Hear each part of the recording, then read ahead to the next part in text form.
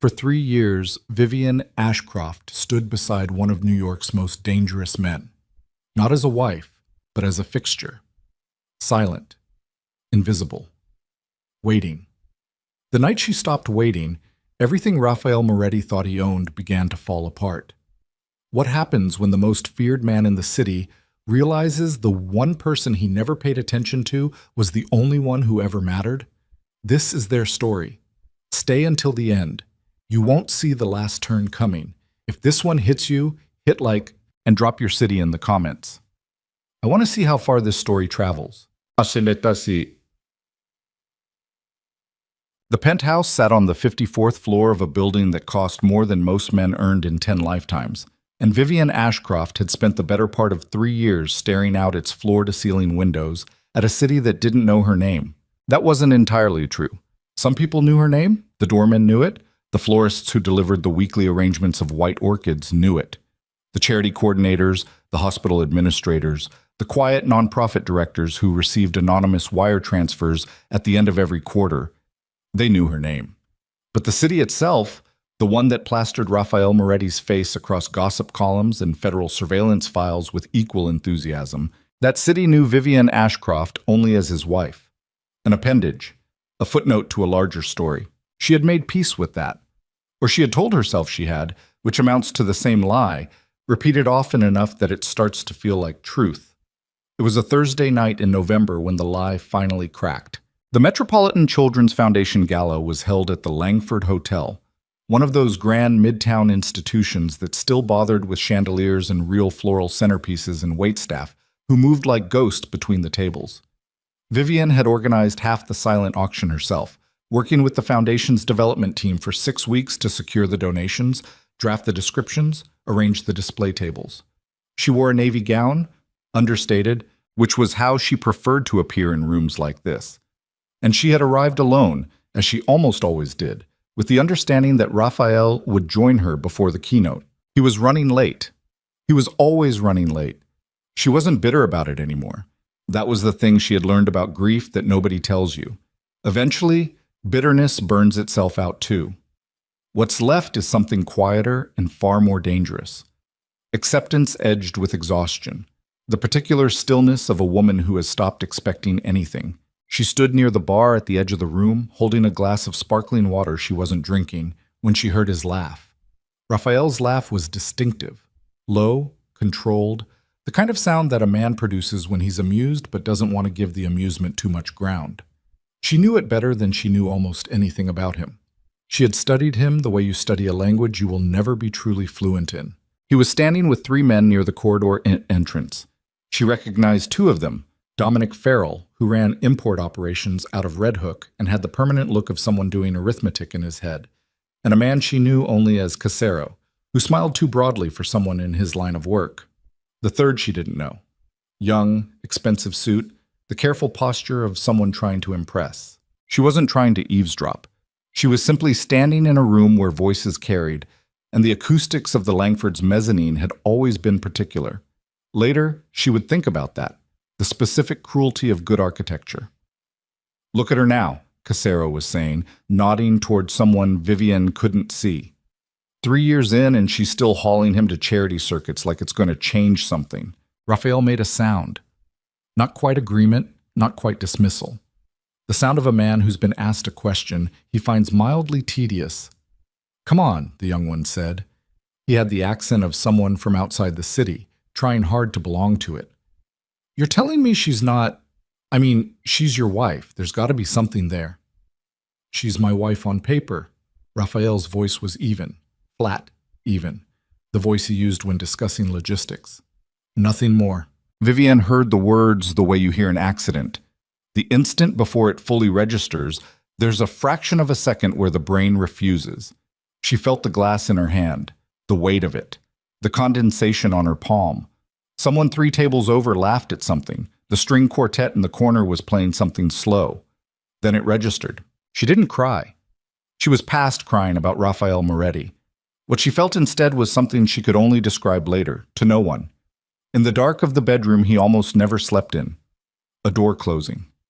Not slamming, not breaking off its hinges, just swinging shut on oiled hardware, quiet and final and complete. She set her glass on the nearest surface and walked to her table. She sat through the keynote. She applauded at the right moments. She spoke to the foundation director about the auction results and said all the correct things. When Raphael found her an hour later, his hand went to the small of her back.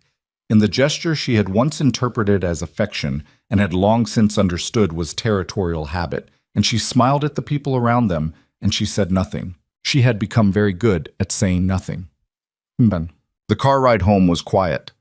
Raphael spent it on his phone. Not talking, just reading, scrolling through something, his jaw set in the particular way it got when he was working through a problem. His driver, Marco, navigated the FDR with the practiced ease of someone who had been doing this for years.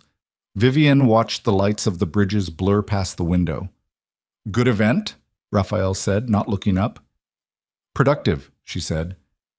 "How much did they raise?" "Enough." He nodded, filed it away, returned to his phone. That was the sum of it. That was, she realized, the sum of most of their evenings. Efficient exchanges of information between two people sharing a square footage. She had been so focused on the absence of warmth that she had not fully registered until that night that it wasn't absence, it was replacement. She had been replaced in his calculus by the machinery of whatever he was building out there in the parts of his life he kept behind closed doors and NDA-protected associates. She had been naive enough at the beginning to think she could reach him. Not naive in the way people assume. She had known what Raphael Moretti was when she entered this arrangement. Her family had been clear-eyed about it.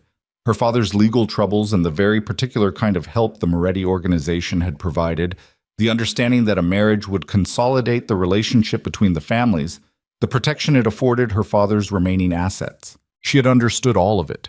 She had walked in with open eyes. What she had not anticipated, and this was the naivety, the real kind, the kind that survives clear-eyed realism because it lives somewhere underneath the intellect, was that it would hurt. She had not anticipated wanting more than the arrangement promised, had not anticipated lying awake listening for the sound of a key in the lock at 2 a.m, calculating the hours, telling herself it didn't matter, feeling it matter anyway. She was done, not dramatically, not with screaming or thrown objects, done the way a candle goes out when there's no wax left, quietly, without ceremony, because there was simply nothing left to burn. Boss. The attorney's name was Sylvia Park, and she had an office on Lexington that looked deliberately unimpressive from the outside. You could walk past it 100 times and never notice it, which was, Vivian understood, the point. The women who came to Sylvia Park were not women who wanted to be noticed. Vivian had found her through a series of careful recommendations. A friend of a foundation contact, referred through a mutual channel that had nothing to do with anything connected to Raphael or anyone who moved in his world. She had been careful about that. She had been thinking about this for longer than she was comfortable admitting, and she had been careful in direct proportion to how serious she was. The first meeting was 3 days after the gala. Sylvia Park was in her mid-50s, small, with the kind of precision in her movements that suggested she had long since learned not to waste energy. She listened to Vivian for 40 minutes without writing anything down, which Vivian found either unnerving or reassuring depending on which moment she was in. "You understand the complexity," Sylvia said. It wasn't a question. "I understand that his lawyers will be very well funded," Vivian said. "I'm not concerned about the settlement. I don't want his money." Sylvia looked at her, the look of someone recalibrating. "Most women in your position—" "I'm aware of what most women in my position do." Vivian folded her hands in her lap. "I want out, a clean exit. I want my name back, and I want to be far enough from New York that his world stops being my world. The financials are secondary. His people will push back. He won't contest it." The attorney's expression didn't change, but something in it shifted. "You seem very certain." "I know him," Vivian said, and then more quietly, "I've spent 3 years learning everything about a man who never bothered to learn anything about me. That kind of study leaves you with information. He won't want the exposure. He won't want the narrative." Sylvia picked up her pen. "All right," she said. "Let's talk about what a clean exit looks like." The weeks that followed had a strange quality to them, doubled somehow, existing on 2 tracks simultaneously. On one track, Vivian continued being Vivian Moretti, wife of Raphael, attendant of events, occupant of the penthouse, exchanger of efficient information over quiet car rides. On the other track, she was quietly, methodically, constructing the infrastructure of a different life. She opened a bank account under her maiden name at a branch in Midtown she had never used before. She contacted the State Bar of Massachusetts. She had let her license lapse 5 years ago, before the marriage, and the reinstatement process was straightforward enough. She reached out to a former colleague at a nonprofit law firm in Boston who had once, years ago, offered her a position she had turned down for reasons that felt very different now than they had then. She began searching for apartments in the Back Bay, the kind of quiet, manageable spaces that were the opposite of the penthouse in every way she could measure. She did all of this with the same composure she brought to foundation work. Organized, methodical, compartmentalized. The emotions were there, she wasn't made of stone, and 3 years of a life, even a life that had failed to become what she'd hoped, was not something you dismantled without feeling the weight of it. But she had learned, in this marriage, how to carry weight without letting it show. That skill, at least, had been useful. What she had not expected was how much it steadied her. Each step she completed, each account opened, each credential renewed, each conversation had, each form signed, felt less like loss and more like recovery. Like finding, one room at a time, pieces of herself she had been storing somewhere out of reach. She had been a person before Rafael Moretti. She was becoming that person again. While Rafael, during this period, noticed nothing, or rather, and this was something Vivian thought about with a particular complicated feeling, he noticed just enough to misread entirely. She had stopped waiting. She wasn't watching the clock for him, wasn't listening for the elevator, wasn't braced for disappointment when dinner went cold and the night grew late. That release of tension, the way it smoothed out her presence around him, the way she stopped carrying the particular exhaustion of someone hoping for something. He interpreted it as contentment. He had told Dominic Farrell, she would learn much later, that he thought the marriage had settled, that Vivian seemed more herself, more at ease. He wasn't entirely wrong. She was more at ease. The inference he drew from that fact was simply catastrophically incorrect. She watched him during the evenings he was home, which was perhaps 3 nights a week. And even then, home meant physically present in the apartment while occupying a different dimension of reality, visible through the glass walls of his home office, moving through the kitchen at odd hours, occasionally falling asleep on the couch with a file in his lap.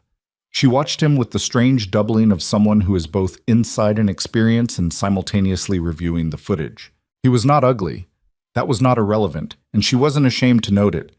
Rafael Moretti was a striking man, the kind of physical presence that a room accommodated without quite knowing why. Dark eyes, a face that had the quality of something carved rather than grown, all planes and angles, and the particular character that came from a life that had asked hard things of him. He was 41 years old and looked like every year of it in a way that improved rather than diminished him, which was deeply unfair. But she had long since stopped being able to separate the face from what she now knew lived behind it. Not cruelty, exactly. Rafael was not a cruel man, which had been one of her original miscalculations. She had expected cold cruelty and found instead something subtler and, in its own way, harder to withstand. He simply did not see her. She moved through his life like furniture he had grown accustomed to, useful and unremarkable. And the problem with furniture is that you don't register its absence until you trip over the space it left. Bon. She found the apartment in Boston in February. 3rd floor of a brownstone on Marlborough Street. 2 bedrooms, high ceilings, windows that looked out over a row of trees that would be bare until April, and beautiful after that. It was half the size of the penthouse's guest room. She put a deposit on it the same day she saw it. She went back to New York and sat in the kitchen at 11 at night and drank a cup of tea and felt, for the first time in a long time, something that was not quite happiness but was close enough to it to be recognizable. Something that might become happiness, given space and time and the particular mercy of distance. She had set a date in her mind, their anniversary. It was specific and deliberate.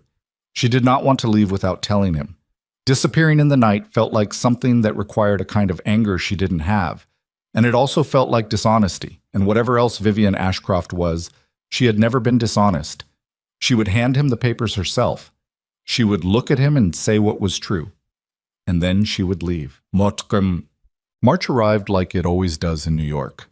Grudgingly, still wearing winter's leftover bad temper, the streets still gray and wet. Vivienne completed her bar reinstatement paperwork and received confirmation 2 weeks before the anniversary. She called her former colleague in Boston, whose name was Daniel Osei, and told him she was available after the 15th. He was quiet for a moment and then said simply, "I'll have a desk ready." She began packing. Not everything. Not in a way that would register to anyone who didn't know to look. A few boxes marked for donation. Books she had brought from her pre-marriage apartment, quietly transferred to a storage unit in Queens that Raphael had no reason to know about. Photographs of her own family, her own history. The artifacts of a life she had placed in storage 3 years ago to make room in the penthouse for a marriage that never materialized. She wasn't sad, packing those things. She was careful. She kept the white orchids in the vase on the entry table. She kept everything in its place until the day itself. Their anniversary was on a Saturday that year, the 15th. She had the papers ready, Sylvia Park had filed them, and they were waiting, and there was nothing left to do but hand them over. She had them in a cream-colored envelope in the drawer of her vanity table, unremarkable among the other correspondence she kept there. The day passed the way days do when you are waiting for a specific moment in them, sluggishly, each hour longer than the one before.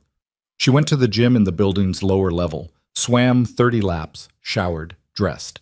She had a lunch meeting with the hospital foundation she worked with, and she attended it, and she was present and useful in it. And none of the people around the table would have guessed that she was living in two moments simultaneously, the one she was in and the one she was waiting for. She was home by 4. She changed into something simple. She set the envelope on the kitchen counter where he would see it when he came in. The penthouse had been prepared by the building's concierge team. White candles, white orchids, the kind of minimal, elegant staging the building offered for anniversaries, and other occasions Raphael's assistant had flagged in advance. It looked like the set of a life. A performance of intimacy, all the props in place, hollow at the center. She sat in the living room and waited. He was late. Of course. He arrived at 9:15, which was later than she'd expected, and he came in carrying a velvet box and wearing the expression of a man who had accomplished something by showing up. He handed her the box without ceremony. Inside it was a diamond bracelet, the kind that cost more than most people's cars. She set it on the counter beside the envelope. "What's this?" he said, nodding at the envelope. She looked at him for a moment. She was aware in a strange, distant way of her own pulse. Steady, slower than you might expect. She thought she would feel more in this moment. She thought there would be something dramatic in the architecture of it, some surge of feeling to match the significance. But she felt instead a kind of clarity. The absolute certainty of someone who has made a decision they know is right. "It's what it looks like," she said. He picked it up, opened it. She watched his eyes move across the first page and stop. The silence that followed was the longest she had ever heard from him. Raphael Moretti was not a man who was silenced. He operated in a world of constant language, orders given, negotiations conducted, threats communicated in the careful diction of men who understood that words were currency and ammunition both. She had never seen him without language. He had it now. "Vivienne, I've retained counsel," she said. "Everything is in order. I'm not contesting any of the shared assets. I don't want anything from the estate. I want the exit." "You want—" He stopped. His jaw was moving slightly, like he was translating something difficult. "You want to leave." "I'm leaving," she said. "Not I want to. Tonight." He looked up from his papers. And this was the thing she had not fully prepared for. The thing that, for just a moment, unsettled the clarity she had been carrying, the expression on his face. She had expected anger. She had half expected the cold, controlled fury she had seen him deploy in other contexts, the particular compression of his presence when someone had crossed a line he'd drawn. She had even, in some distant part of herself, expected relief. His relief. The institutional relief of a man freed from an obligation he'd never much wanted. What she saw instead was something she didn't have a word for. Not quite fear. Something in the neighborhood of fear. Something that lived near it. Some expression she had never seen cross his face in 3 years of living alongside him. "Wait," he said. The word was almost foreign in his mouth. Raphael Moretti did not say wait. He did not ask. He did not appeal. Just wait. She picked up her coat from the chair where she had placed it, and her bag. and she looked at him once more. In 3 years of marriage, she realized, she had never truly seen him uncertain. She had not known he was capable of it. "The papers are straightforward," she said. "Sylvia Park's information is on the cover page." She walked to the door. "Where are you going?" His voice had changed. Something in it she couldn't name and didn't want to spend time naming. She opened the door. Vivienne. Not a command. Something else. Something raw in it that she had waited 3 years to hear and was now, paradoxically, too late. She stepped into the hallway. The elevator was already at their floor. She had called it before he arrived, a small practical decision that now felt almost unkind in its precision. She stepped in. The doors closed. The last thing she saw, before they did, was Rafael Moretti standing in the doorway of the penthouse, divorce papers in one hand, the diamond bracelet still in its box on the counter behind him, and an expression on his face that she had never, in 3 years, thought to look for. He looked, for the first time, like a man who understood what he was losing. The elevator descended. She did not cry. Not then. She would cry later in the car to Boston, somewhere around New Haven, when the skyline of New York had disappeared completely behind her. A brief, private grief. Not for the marriage, which had never truly existed, but for the woman who had spent 3 years hoping it would. She cried for her, and then she stopped, and she drove the rest of the way with the window cracked and the cold March air coming in. And when she reached the brownstone on Marlborough Street in the early hours of the morning and stood on the sidewalk looking up at the dark windows of the apartment that was now hers, she felt something she had almost forgotten the texture of. She felt like herself. What she did not know, what she could not have known, standing on that Boston sidewalk in the cold, was what was happening in the penthouse she had just left. What Rafael Moretti did after the elevator doors closed, after the silence of the apartment pressed in on him from all sides, after he stood holding papers that said, in the careful language of the law, that he had failed at the one thing no amount of money or influence or organizational power had prepared him to do. She did not know that he read every page, that he stood in the kitchen for an hour without moving, reading and rereading words he had never expected to see, trying to identify the moment, the specific, locatable moment, when something had shifted so profoundly that this had become possible. She did not know that he called Dominic Farrell at midnight, said nothing when Dominic picked up, and hung up after a long silence that Dominic would describe later as the strangest call he'd ever received. She did not know that he walked through the apartment for most of the night, touching things.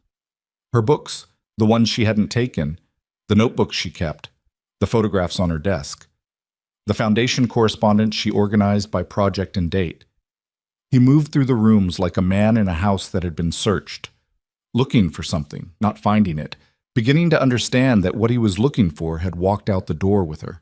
And she did not know that somewhere around 3 a.m, standing in the center of the living room with the candles burned down and the orchids still white and perfect in their vases, Rafael Moretti sat down on the floor. Not in the chair, not on the couch. The floor. Like the height of everything in the room had suddenly become too much. He sat there, in the dark, with the papers beside him, and did something he hadn't done in a very long time. He thought about who he was, not what he commanded or controlled or owned, who he was. And the answer that came back to him in the silence of that apartment was something he was not ready to hold, but it was the beginning of something, though he didn't know it yet. A crack in the architecture of the man he had become. Outside, the city moved, indifferent, as cities are. 30 blocks south, a woman he had dismissed as his wife on paper was carrying her bags through a darkened lobby and up a flight of stairs to a life he knew nothing about. And Rafael Moretti sat on the floor of his 54-story penthouse, the most powerful man in the room, the only man in the room, and felt for the first time in years the specific and unmistakable weight of being entirely alone. He didn't sleep that night. By morning, he would begin to understand why. By morning, something would have changed in him. Not enough, not yet, but the first thread, the beginning of an unraveling that no territory dispute or organizational threat had ever managed to produce. By morning, he would start to realize that he didn't know the first true thing about the woman he had just lost. And the question that would stay with him, the one that would follow him into every room and every meeting and every empty night in the months to come, was not whether he could get her back. It was whether he deserved to. The morning after felt like the morning after a war, except there was no enemy to point to, no damage he could map onto a landscape and call the cause. Rafael Moretti had survived ambushes, federal investigations, 3 attempts on his life in 11 years, and a hostile takeover of the Red Hook operation that had cost him 2 men and 6 months of sleep. He had walked out of all of it intact, or close enough to intact that the difference didn't show in any room that mattered. He had not survived a night on the floor of his own living room. He didn't register that he was still sitting there until Marco knocked at 7:15. The knock was the kind Marco used when he was uncertain. 2 taps, then a pause, then one more. The rhythm of a man who had learned to read the temperature of a room through a closed door. Rafael heard it and didn't move for a long moment. His back had stiffened. The candles were pools of solidified wax on their holders. The orchids were still white and perfect, because orchids are indifferent to human catastrophe, and he found that offensive in a way he couldn't articulate. He got up.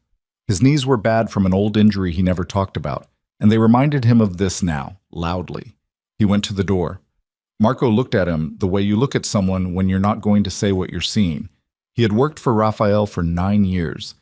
He knew the difference between his employer's moods the way a ship's navigator knows the difference between weather systems. What he was looking at now was not a mood he had a name for. "Morning," Marco said. "Push everything before noon," Rafael said. Marco nodded. No questions.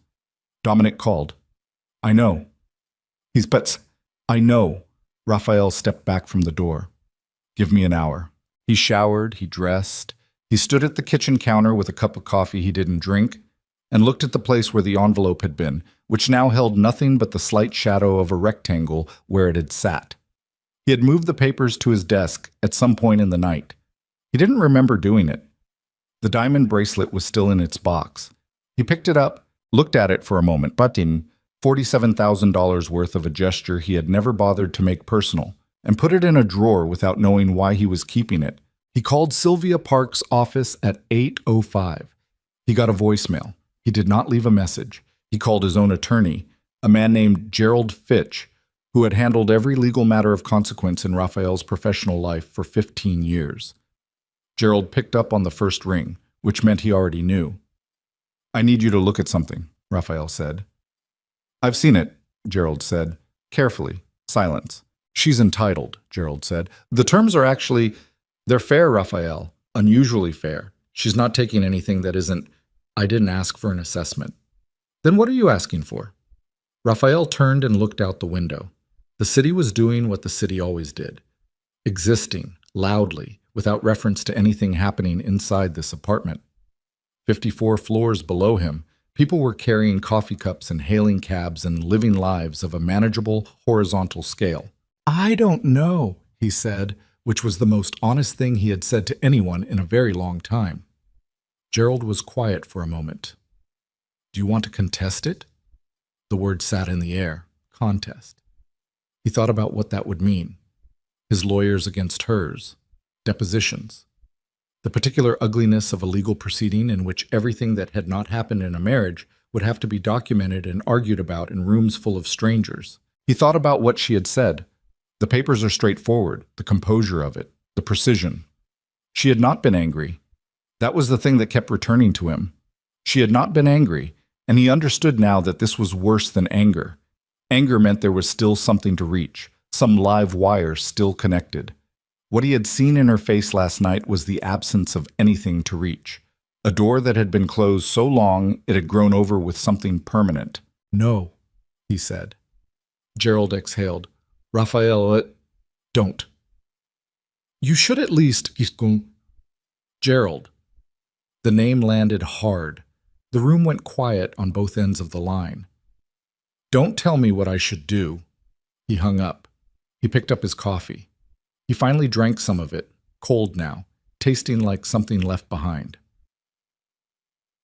Dominic Farrell was at the office on West Street by 9.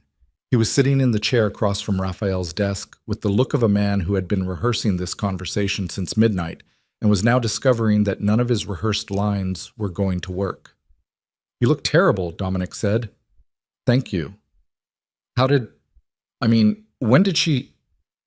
He stopped, tried again. I didn't know it was that bad. Raphael looked at him steadily. Neither did I. That landed differently than Dominic expected. He shifted in his chair. He was a big man, broad through the shoulders, with a face that had been rearranged once by a pipe and had healed imperfectly, and he had the particular discomfort of someone who was accustomed to knowing what to do and currently had no idea. So, what do you want to do? Dominic said. About which part? Any of it. Raphael leaned back in his chair. He had a meeting in an hour with the Kellerman Group, a real estate operation they were cleaning money through that had developed some friction around its northern portfolio. He had a call at 2 with their contact at the Port Authority about a timing issue with the February shipment. He had, by his count, 11 things scheduled today that were not nothing, that were in fact the load-bearing architecture of everything he had spent 15 years building, and he was sitting here unable to name which of those things he currently cared about, which was a feeling so foreign to him that he didn't have a framework for it. Business runs, he said. Nothing changes there. Dominic nodded. And personally? That's not your department. It came out harder than he meant it. Dominic absorbed it without expression, which was something Raphael genuinely respected about him. The man could take the sharp edge of a bad mood and not make it into an event. Sorry, Raphael said, which was also not something he said often. Dominic looked at him. She's good people, he said, carefully. The statement of someone walking across uncertain ground. I always thought... He stopped. What? Nothing. Dominic. The big man exhaled. He looked at the desk, not at Raphael. I always thought you didn't see her right. The work she does, the way she handles herself. My wife used to come home from those foundation events and say Vivian Moretti was the only real person in the room. He paused. I thought it was a compliment. Raphael's jaw was tight. It was. Yeah, Dominic stood. Well, he left without more. The door closed behind him. Raphael sat with what Dominic had said. The particular precision of it, the thing his own wife had apparently understood about Vivian that he had not, as if being adjacent to something through a partner's description was enough to see it clearly, and proximity through a marriage was somehow not. He opened his laptop. He searched her name, which felt strange. She was his wife, or had been, and he was searching her name on a computer like a stranger. The results were not what he expected. Not nothing, not the purely social results of a public figure's spouse. There was substance here. Articles, press releases, hospital announcements, nonprofit newsletters. Vivian Ashcroft Moretti's name appeared in the acknowledgement section of a pediatric cancer unit renovation, in the donor list of 3 different scholarship funds, in the founding board of a legal aid organization for immigrant women he had never heard of. He read for 40 minutes. He was late for the Kellerman meeting. He didn't notice until his phone started ringing. The week that followed was the most disorienting of Raphael Moretti's adult life, and his adult life had contained disorienting weeks of some objective magnitude. He functioned. He met and called and decided and directed because that was what he did. That was the infrastructure of him. And it ran on something that had long since stopped requiring his full attention. The business of the business continued, but underneath it, something had come loose. He went back to his laptop at night. He read everything. The foundation she had co-founded in 2019 before the marriage that provided emergency legal services to domestic violence survivors. The annual hospital gala she organized for the pediatric wing, which had raised over $2 million across 3 years. The scholarship fund through Columbia Law bearing the name of a woman Vivian had apparently helped, a woman named Dora, no last name in the article, a survivor of something the article described in careful general terms that made the details easy enough to infer. He had been married to this woman for 3 years. He had known none of this. He had known she attended charity events. He had assumed it was the expected performance of a certain kind of wife, the particular philanthropy of women who have nothing to do with their time and money and status. He had assumed it with the casual confidence of someone who has never interrogated his own assumptions. The assumptions were not close to accurate. They weren't even in the same territory as accurate. She had been doing real work. The kind of work that changed the specific, granular texture of people's lives. Not press release work, not check writing work, but legal advocacy and direct service funding, and the unglamorous labor of showing up consistently to organizations that needed someone to show up. She had been doing it beside him, in the margins of his life, the part of the schedule he hadn't noticed because he had never looked at it directly. He closed his laptop at 2 in the morning on the fifth night and sat in the dark of his home office for a long time, and he was honest with himself in a way he rarely allowed. And what he was honest about was this. He had not looked because he had not thought she was worth looking at. Not because he disliked her, not because of some active cruelty, because of something worse. The passive, unthinking dismissal of someone who didn't register as significant. A piece of furniture, a chess piece, my wife on paper, nothing more. The words came back to him now with a quality they hadn't had when he'd said them. He had said them without thinking. That was the damnation of it. They had come out that smoothly, that easily, because they reflected something he actually believed, something he had organized his understanding of the marriage around without ever deciding to, without ever making the conscious choice. He had never made the conscious choice to see her. That was the thing. It wasn't a decision. It was the absence of one. On the 9th day, Casero called. Vincent Casero was not a careful man, which had always been one of Raphael's reservations about him. Kept private because Casero was useful, and his contacts in the Southern distribution network were irreplaceable for the moment. He called at 6:30 in the evening, which was early for him, and his voice had the particular texture of someone who thought he was being casual and wasn't quite achieving it. Heard about the situation, Casero said. Raphael was standing at the window. The light over the Hudson was doing something complicated, orange and flat at the same time. Which situation? With Vivienne. A pause. Shame about that. She's a class act. Yes, Raphael said. Flat. My wife ran into someone who knows someone in Boston. Said she's settling in. Raphael's hand tightened on the phone. He kept his voice exactly where it was. Good for her. Right. Casero's voice shifted slightly, more comfortable now, finding the frequency he'd been trying to locate. Listen, some of the guys were thinking about next month, the thing in Atlantic City, and there was a question about the table arrangements, whether you'd be bringing anyone or if you'd rather… Vincent. Yeah. Don't call me to talk about my marriage. The silence was brief. I'm not… You are. Raphael turned away from the window. His voice had not risen. It had done the opposite, compressed, quiet, with the density of something very small and very heavy. The next time you mention my wife's name in a sentence I didn't invite you to, I'm going to have a conversation with you about it in a different context. Are we clear? Silence. Vincent? Yeah. The word came out differently than before. Yeah, we're clear. Good. Raphael hung up. He stood very still for a moment, breathing. His heart rate was up, which was not about Casero. Casero was a small man with a large mouth, and the situation was manageable. His heart rate was up because of the words my wife's name and the thing that had moved through him when Casero said she's settling in, the quick, involuntary flash of something he refused to call what it actually was. He called Dominic. I need everything she's done, he said. The foundations, the organizations, everything she was involved with. I want the names of the people she worked with, what she funded, what she built, all of it. Dominic was quiet for a moment. Why? Because I don't know, Raphael said. And I should. Another pause, then, I'll have it by morning. What Dominic delivered was 43 pages.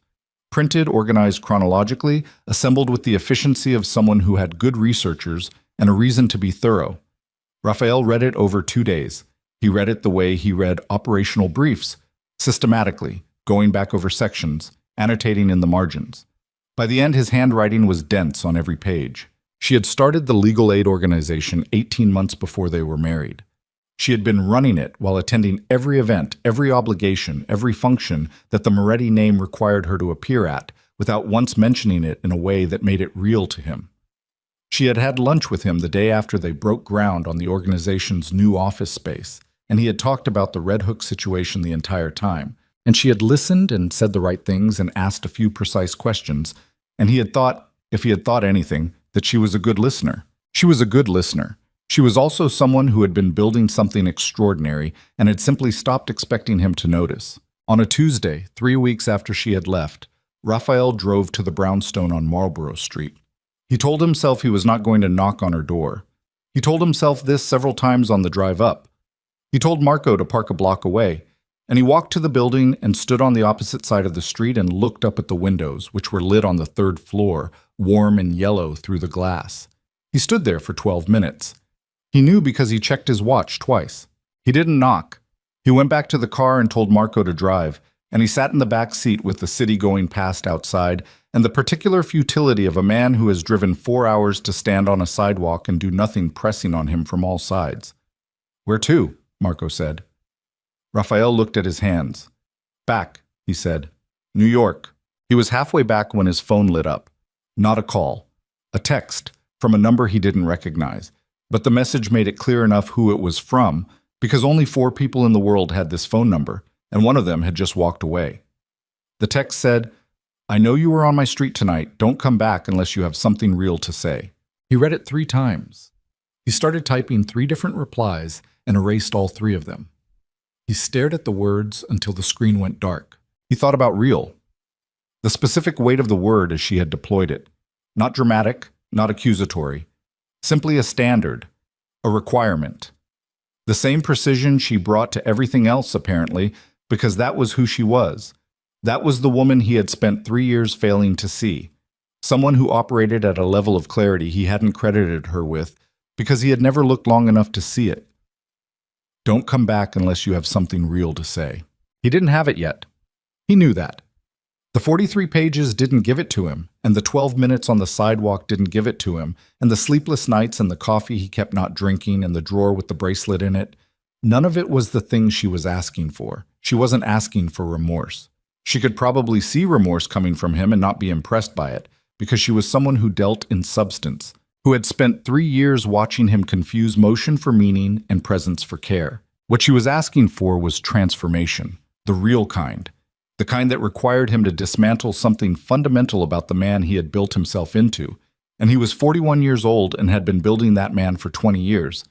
And the demolition she was asking for was not something he knew how to begin. But what kept him awake that night, and the next, and the one after, was the specific, quiet certainty settling in him like weight, like ballast, like something finding its correct place after a very long time in the wrong one.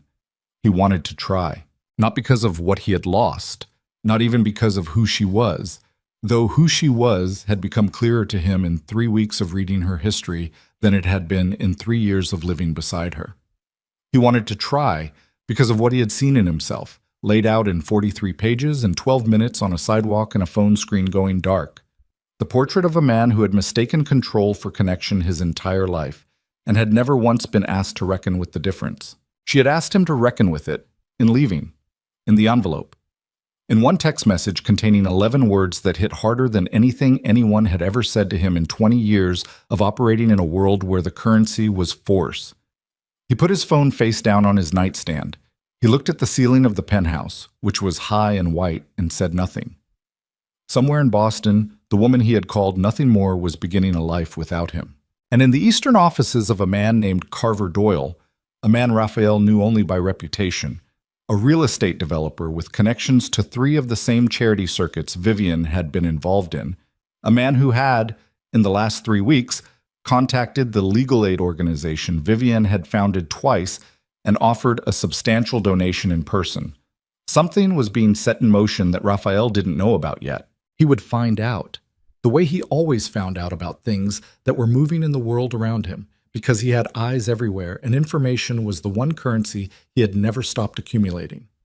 What he didn't know yet, what would change everything when he did, was that Carver Doyle's interest in Vivian Ashcroft was not entirely philanthropic, and that Vivian, who had spent 3 years being invisible, was about to become very, very visible to the wrong. The information about Carver Doyle arrived on a Wednesday morning, delivered the way all useful information arrived in Raphael's world, not through official channels, not through anything that could be subpoenaed or traced, but through a phone call from a man named Stein, who worked out of a basement office in Flushing and had, over 14 years, proven himself to be the most reliable private intelligence source Raphael had ever paid for. Stein didn't editorialize. That was his value. He delivered facts in the flat, sequential manner of someone reading a grocery list, and he let the facts do whatever they were going to do to the person receiving them. Carver Doyle, Stein said. 54. Real estate development, commercial and mixed use, primarily Boston and Providence. Clean public record. 3 LLCs, 2 of which are legitimate, one of which routes money from a source I've only partially traced.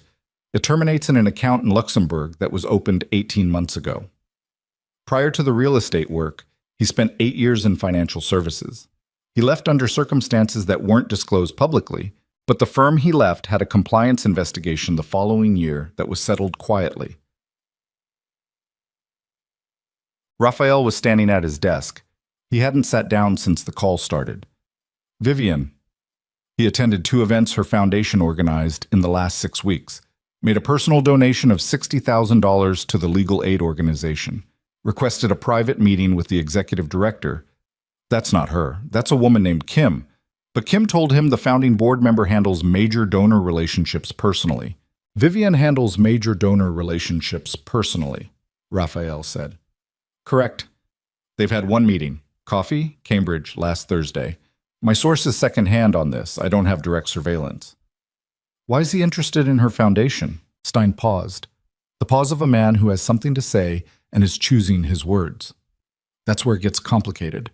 The Luxembourg account, the partial trace I have, it connects to a holding company that has a legal dispute pending with the city of Providence.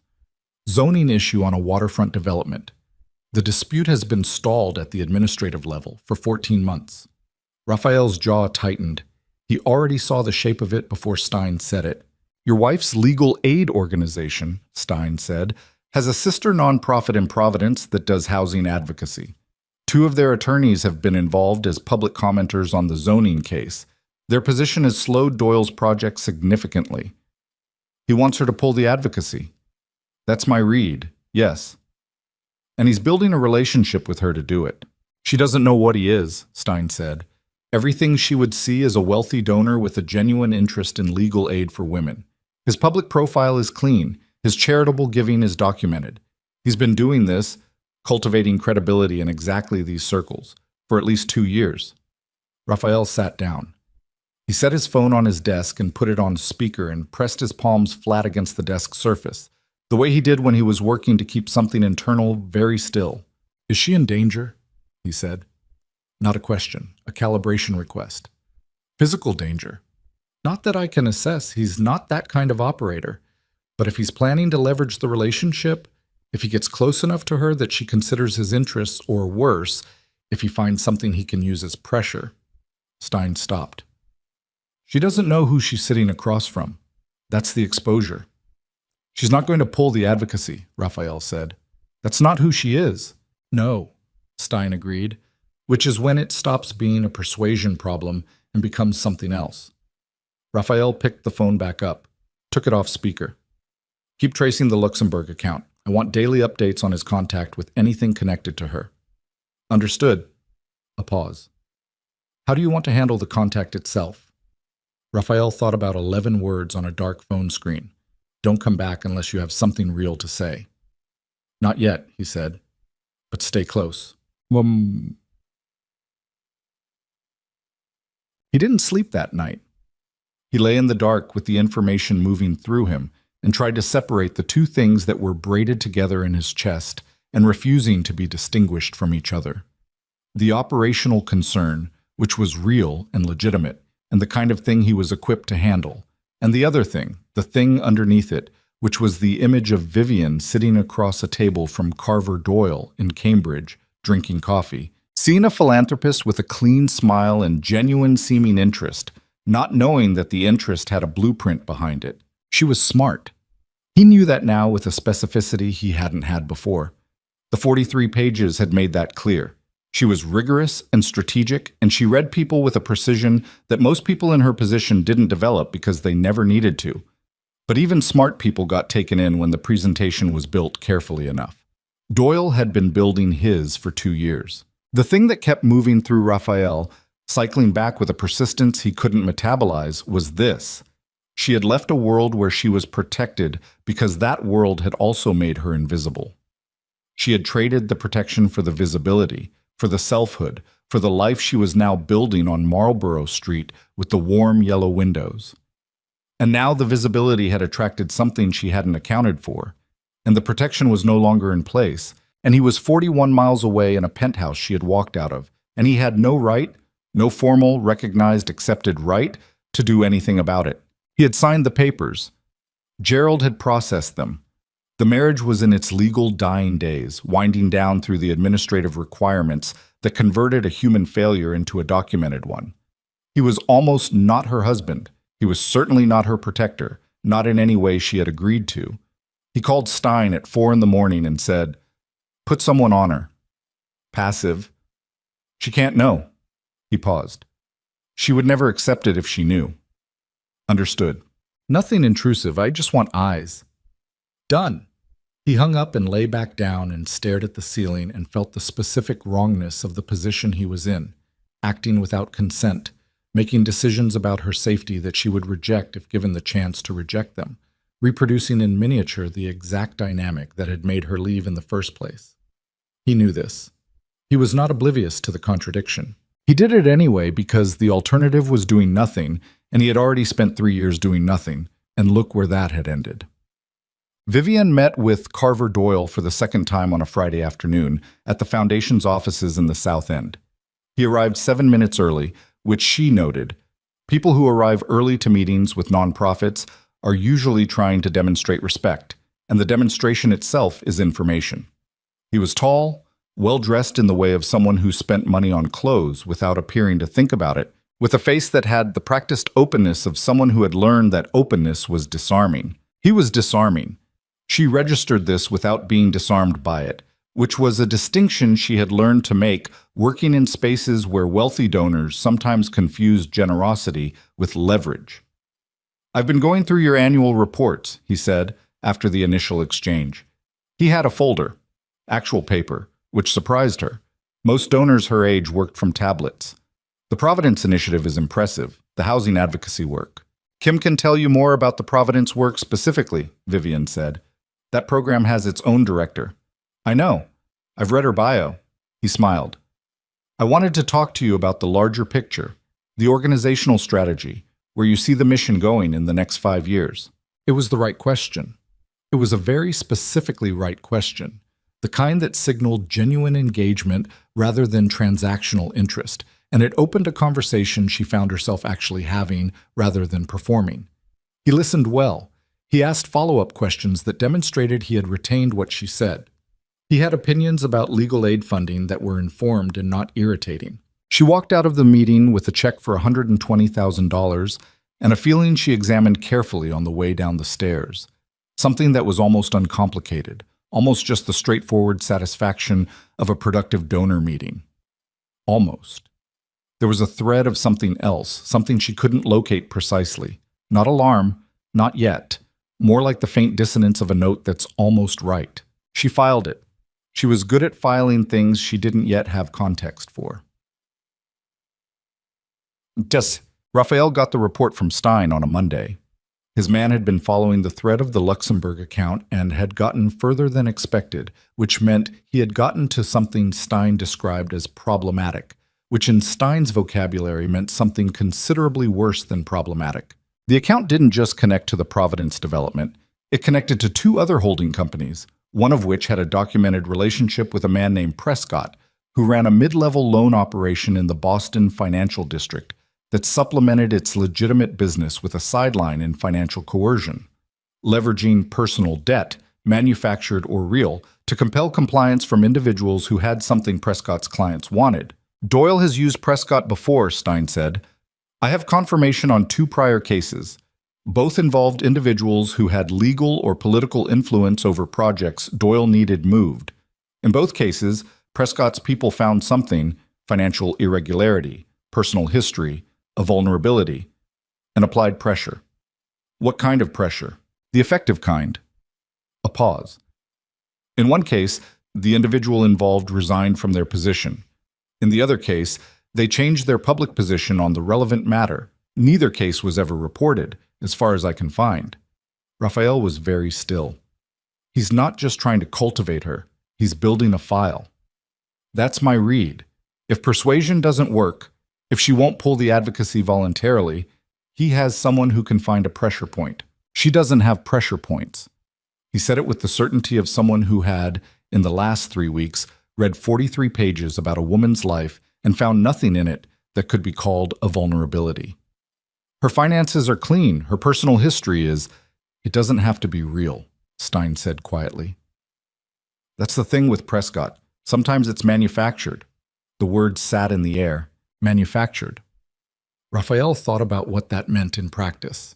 What a man like Prescott could construct, given resources and motivation, around a woman who had just left a marriage to one of New York's most visible organized crime figures. The material available, the narrative that could be built from it.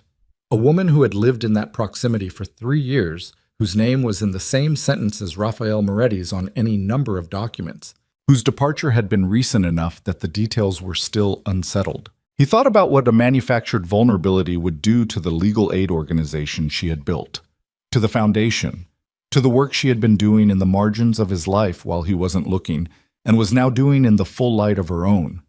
His hands were flat on his desk. He was aware of them, aware of the pressure he was putting into the surface. When, he said, my assessment, he'll make one more move personally, one more meeting, something that lets him gauge where she is. If she's not movable, he activates Prescott within 30 days. 30 days? Outside estimate. Raphael stood, he walked to the window. The city was doing the city thing. Indifferent, enormous, continuing. He had a decision to make, and he knew exactly what it was, and he also knew that making it would cost him something significant, possibly the only real currency he had left in this particular situation. I need to tell her, he said. Stein said nothing. If I tell her, she's going to know I had someone watching her. He said it out loud because sometimes the truth required air. She's going to know I've been running surveillance on her life since she left. Yes, Stein said. She's going to be furious. Probably. She might not believe me. She might think it's a manipulation, a way to get back in. Stein, to his credit, did not offer false reassurance. That's possible. Raphael pressed 2 fingers against his temple. The headache behind his eyes had been constant for a week. He breathed slowly, the way he'd learned to breathe in situations where the right decision was the costly one, where the correct action came with damage attached that he had to absorb anyway. He had spent 3 years making decisions about her life, what she attended, how she presented, what was required of her, what was expected, without her input, without her knowledge, without caring enough to ask. He had made her invisible by the accumulation of his indifference, and what he was standing here contemplating was, in its structure, not dissimilar, a decision about her safety made without her consent. Except the difference was the direction of the cost. Before, the cost had always landed on her. He had decided, and she had paid. Now the cost would land on him. He would tell her, and she would be angry, and she might not believe him, and he would absorb that, and he would be transparent about what he'd done and why, and she would decide what to do with the information. That was the difference. He would give her the information and the choice. That was all he could do. I'm going to Boston, he said. Stein said nothing for a moment, then, do you want backup? No. Raphael, no, he said. Not for this. He called Marco. He said, pack for 1 night. We leave in an hour. He hung up and stood at the window for a moment longer, looking at the city, thinking about the version of himself that had stood in a hotel corridor 3 years ago and said to 2 men whose opinions he valued, she's my wife on paper, nothing more. The ease of it, the boredom of it, the way the words had required nothing from him, no thought, no consideration, no recognition that the person they described was, in fact, a person. He thought about what it would cost him to walk to a door on Marlborough Street and knock on it. Not the emotional cost. He had made a kind of reckoning with that. But the tactical cost. The admission it represented. He had spent his entire adult life in a world where showing up without leverage, without a position of strength, without the upper hand in some structural way, was a form of exposure that could be exploited. He was about to show up with nothing, no leverage, no position, just the truth, which was that he had failed her in every way that mattered and had then compounded the failure by having someone watch her without her knowledge, and that in spite of all of that, In spite of having no right to any claim on her attention or her safety, he was here because a man with bad intentions was maneuvering around her, and he could not make himself do nothing about it. The truth was not a strong position. He was going anyway. Shut. He knocked on her door at 6:15 in the evening. The light was going amber and low over the rooftops of the back bay. The kind of Boston evening that was cold without being hostile. The sky doing something complicated in shades of gray and orange. He had dismissed Marco 2 blocks away. He stood on the brownstone's front steps and knocked and waited. She opened the door in the way of someone who was not expecting anyone. No coat, no bag, the look of a person inside their own evening. She was wearing a dark sweater and her hair was down, and she looked in the specific and undeniable way of someone occupying a space that fit them at home. She looked at him. The expression on her face moved through several things quickly. Surprise? Then something that closed up fast, then a steadiness that he recognized as her default mode and had once mistaken for coldness. "I told you not to come back," she said, without something real to say. "I know." He met her eyes. "I have something real to say, and you're not going to like any of it." Her hand was still on the door. She looked at him for a long moment, reading him, he realized, the way she probably read everyone, with that quiet precision he had never bothered to notice she had. He let her look. He didn't arrange his face into anything useful. He stood there the way he was, which was tired and uncertain and without a single card to play, and let her read whatever she could find. She stepped back from the door. "Then you'd better come in," she said. He walked through the door of the life she had built without him, and he told her everything. The surveillance, Stein, Doyle, the Luxembourg account, Prescott, the 30-day window. And he watched her face as he did it, and what he saw there was not what he expected. Not fury, not immediately. First, something that was almost worse. A stillness that had calculation in it, the stillness of someone who has just received information that changes the architecture of several decisions they thought were already made. When he finished, the room was quiet. The apartment was warm. Somewhere outside, a car passed. "You had someone watching me," she said. "Yes." "Without telling me?" "Yes." The word sat there. No qualifier, no justification, just yes. She looked at him, and he saw it begin, the anger, real and clean and entirely earned, rising in her face. "You had no right." "No," he said. "I didn't." The agreement seemed to stop her for a fraction of a second. She had been prepared for defense. She absorbed the absence of it. "And you're telling me now," she said. "Why?" "Because you need to know about Doyle." He paused. "And because you deserve to be angry at me for the right reasons, with complete information." She was quiet for a very long time. Outside, another car. The building settling. The specific silence of a room where two people are both working very hard. "If what you're telling me about Doyle is true," she said finally, "then the Providence advocacy work is the target. And if Prescott is involved..." She stopped. Her jaw was tight. "One of the attorneys on that case is a woman named Adriana Reyes. She's 26 years old. She came to us through the scholarship program. This is her first major case." She stood up from the couch. She went to the window. She stood there with her back to him, and he could see in the line of her shoulders the particular weight of someone recalculating something they had built with care. "She's the one who's exposed," Vivian said. "Not me. If Prescott goes looking for pressure points, he goes for Adriana. She's young. She doesn't have..." Her voice caught once, briefly. She trusted this organization to protect her. Raphael watched her. He watched the moment she went from anger, the personal anger, entirely about him, to something beyond it. The shift was visible. It moved through her like a current finding its direction. She turned. "What do you actually know about Prescott's operation?" she said. "Specifically." And Raphael Moretti, who had spent 3 years overlooking the woman standing across from him, understood in this moment with a clarity that arrived like cold water, that he was not looking at someone who needed his protection. He was looking at someone who was about to become a problem for Carver Doyle and everyone connected to him, and who was asking him for information not because she was frightened, but because she was already thinking 3 moves ahead. "Tell me everything," she said, and her voice had the particular quality of someone who had already decided what they were going to do and was simply acquiring the tools to do. She made him sit down. That was the first thing. She pointed at the chair across from the couch, with the kind of authority that didn't require volume, and he sat because there was nothing else to do when someone occupying their own space with complete clarity pointed at a chair. She brought a legal pad from the kitchen counter. She sat across from him. She uncapped a pen. "Start with what you know about Prescott's methodology," she said. "Specifically, not generally." He looked at her for a moment. The legal pad, the pen, the expression of someone who had already converted her anger into fuel and was now running on it. He had expected a conversation. He had been prepared for the shape of a conversation.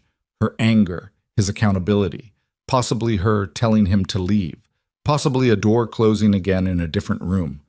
He had not been prepared for this, the immediate forward-facing operational quality of her. He told her what he knew: Stein's full report, the 2 prior cases, the profile on Prescott, the timeline. She wrote while he talked, not looking up, her handwriting small and fast and dense. She asked precise questions at precise moments, not to clarify his meaning, he realized, but to fill gaps she had identified faster than he could move through the material. When he finished, she looked at the pad for a moment. "Adriana's background," she said. "There's nothing there. I know this because we did our own vetting before she came on. Her finances are clean. Her personal history is clean. She came out of a difficult family situation in Bridgeport, but there's nothing that Prescott could construct into—" She stopped. Her pen was moving in a small, unconscious circle on the edge of the page. "Unless he doesn't use her history. Unless he manufactures something current." Current how? A financial irregularity. Something that looks like misappropriation. She handles some of the grant disbursements for the Providence program. She looked up. "If someone planted something in those records, can he get access to your records?"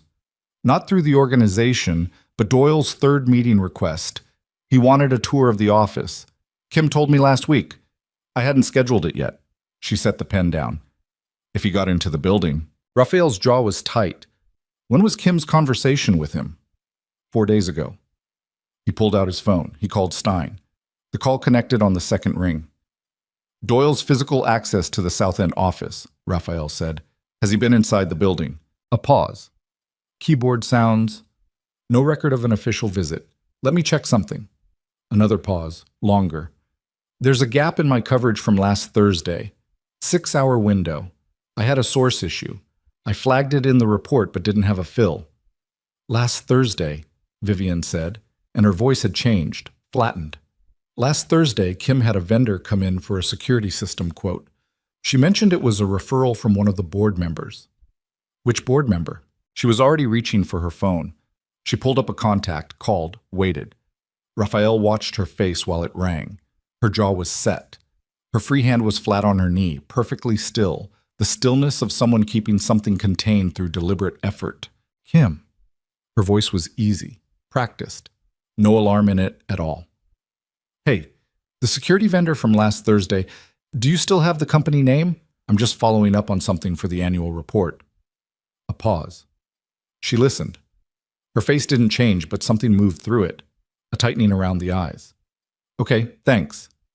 She hung up. She looked at Raphael.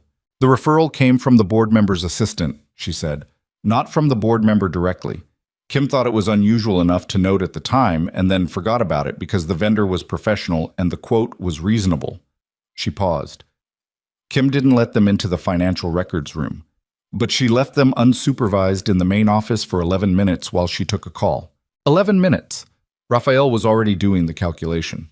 11 minutes for someone who knew what they were doing was more than sufficient. He called Stein back. "I need a forensic IT person in the South End tonight. I need to know if anything in that organization's financial records has been touched, added, or altered in the last 7 days." "I can have someone there in 2 hours," Stein said. Raphael looked at Vivian. She nodded, already pulling up Kim's number again to arrange access. The next 2 hours had the quality of a clock winding down. Not countdown to relief, but countdown to something that could go multiple ways, none of them clean. Vivian called Kim and gave her a version of the truth, a concern about a potential security breach, a need for a quiet audit. Please don't mention it to anyone in or connected to the board. Kim, who was apparently the kind of person who processed alarming information by immediately becoming useful, Said she would be there in 30 minutes. Vivienne put her phone on the coffee table and looked at Raphael. You should know, she said, and her voice had shifted slightly. Still controlled, but the control was doing more work now. That I'm furious about the surveillance. What you did, I know. Don't interrupt me. The words were quiet, level, more effective than volume. What you did was exactly the thing I left to get away from. You making decisions about my life without my knowledge. You deciding what I need and acting on it without asking. She held his gaze. I understand why you did it. That's not the same as it being acceptable. He said nothing. He had learned in the last 4 weeks that there were moments where words were a way of not listening, and this was one of them. When this is over, she said, we're going to have a full conversation about what your involvement in my life looks like going forward, if it looks like anything at all. She picked up the legal pad. Right now, we have a different problem. Agreed. I lead on the response. This is my organization, my people, my attorney's exposure. You provide information and resources. You don't make unilateral calls. He looked at her. 3 years of marriage, and he had never heard her say the word unilateral. He had never heard her say most of what she'd said in the last hour, because he had never given her the space in which to say it, and the specific loss of that, the years of not knowing the voice she used when she was angry and certain and fully herself, landed on him now like something physical. Agreed, he said.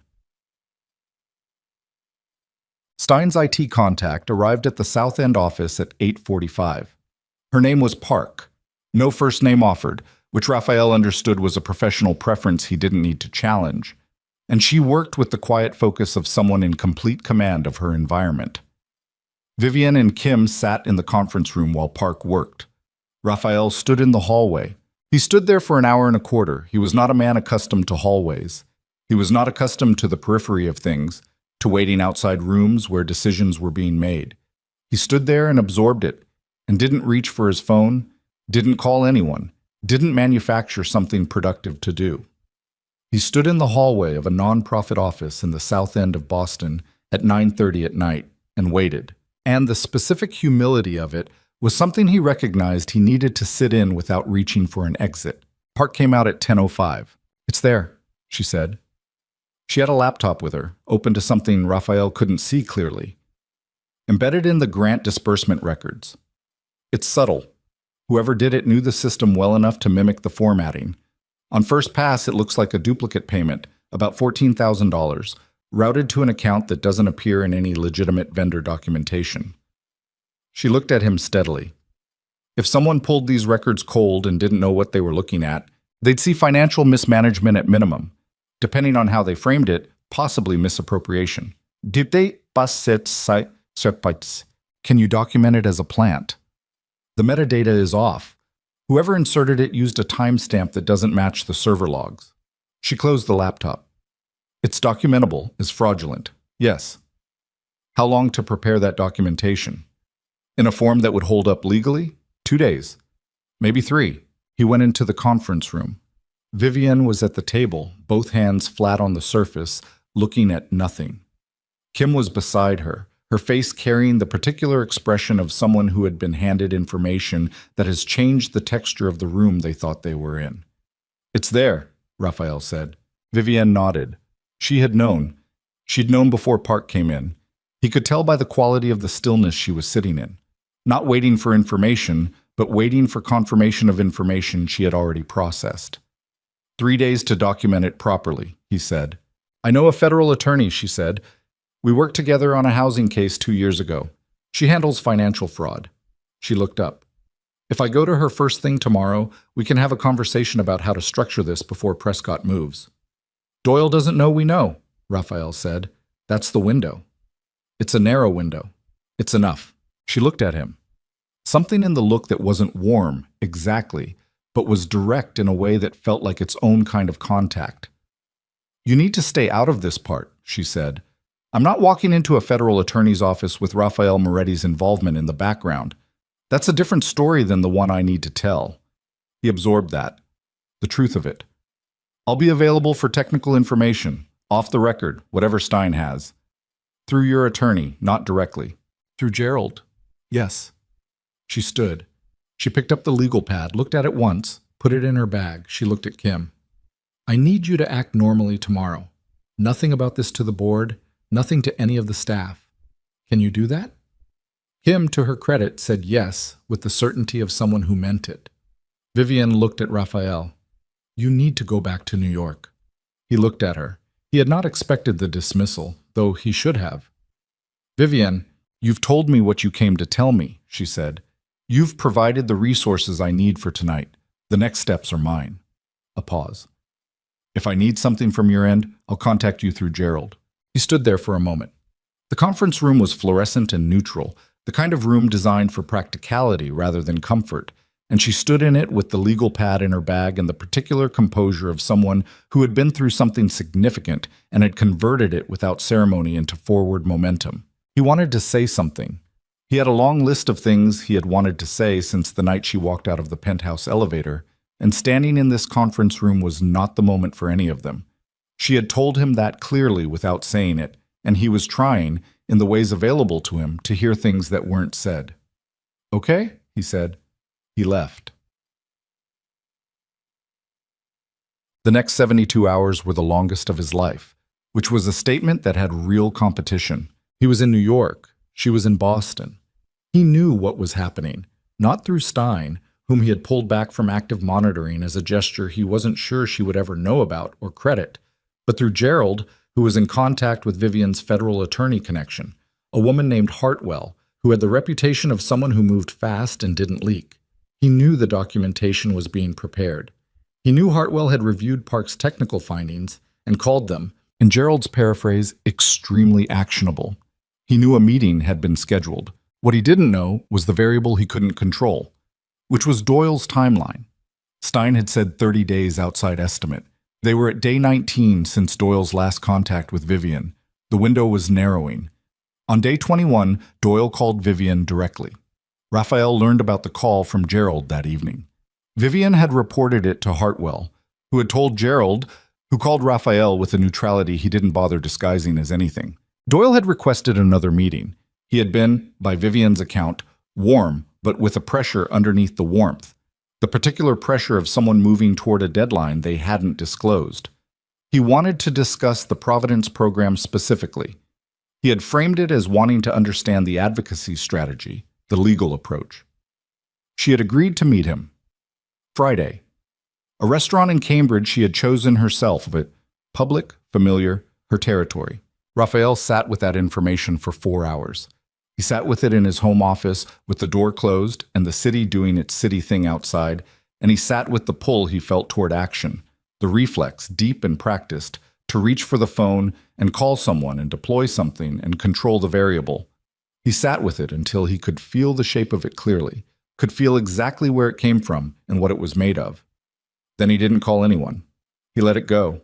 He sat in his office and he let Vivian Ashcroft handle her own life. And it cost him something, and he paid it. And he sat there afterward in the space it left. Whoa. The Friday meeting happened, and then 20 minutes after it ended, Gerald called. She's fine, Gerald said before Raphael could say anything. Hartwell had a contact in the restaurant. Vivian wore a wire. Hartwell's, not ours. Doyle made the ask. He was careful about it, indirect, but he made it. He wants the Providence advocacy withdrawn. Vivian told him she needed to consult the board. She stalled him. She gave Hartwell everything she needed. The recording's clean. A pause. They're moving tonight. Hartwell has a federal contact who's been building a file on Prescott independently. Doyle's connection to Prescott links them.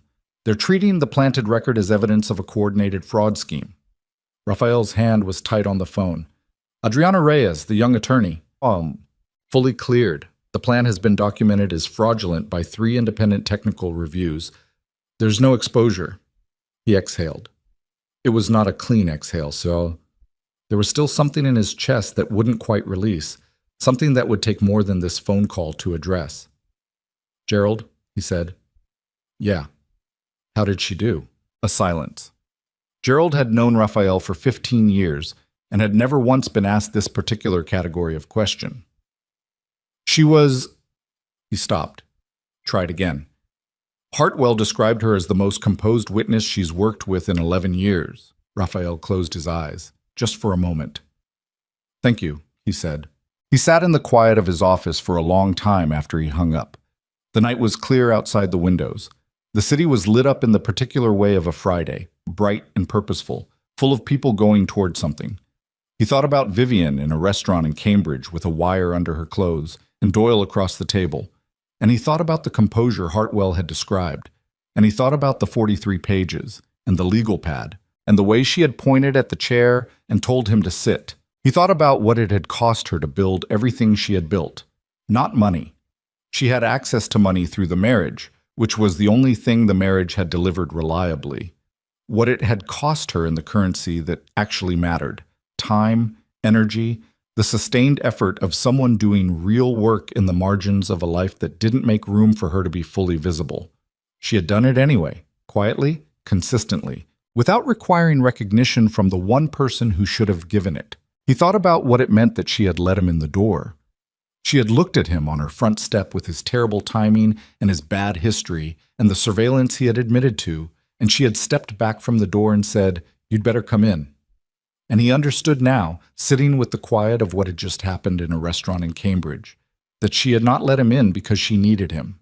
She had let him in because she had decided in that moment, with her precise, unsentimental way of making decisions, that the information he carried mattered more than the anger she had every right to sustain. That distinction between needing him and choosing, pragmatically, to use what he offered, was something he was only beginning to understand. In the old version of himself, the version that had built an empire on the logic of indispensability, he would have confused those two things, would have interpreted her opening the door as something it wasn't, would have taken it as an opening. He was trying not to be that version of himself. It was slow work. It felt like learning a language where all the words resembled other words you already knew, and the resemblance was the difficulty. His phone lit up. Not a call. A text. The same number as before. The one from the highway outside New Haven. The one that had sent 11 words that had kept him awake for weeks. This one said, "It worked. Hartwell says Doyle and Prescott are done. Adriana is safe." He looked at the message for a long time. He typed 3 things and deleted all of them. Finally, he typed, "I'm glad." And then, after a moment, because it was true and she deserved true things from him, however late they arrived, "You were remarkable." He watched the screen. 3 minutes passed. He put the phone face down on his desk and told himself it was fine, that the text was enough, that he didn't need a response to know what mattered. Then the phone lit up again. He picked it up. The message said, "I know." And then, below it, a second message, arriving as he read the first. It said, "Come to Boston on the 15th. There's an event. I'm not asking you to come back. I'm asking you to show up." There's a difference. He read it twice. He read it the way he had been reading everything lately, carefully, attending to what the words actually said rather than what he wanted them to mean. There's a difference. There was a difference. He knew that. He was learning what the difference felt like from the inside, which was harder than knowing it abstractly, which was the only way he had known most things for most of his life. He typed back, "I'll be there. No bodyguards, no team, just me." He set the phone down. He looked at the window.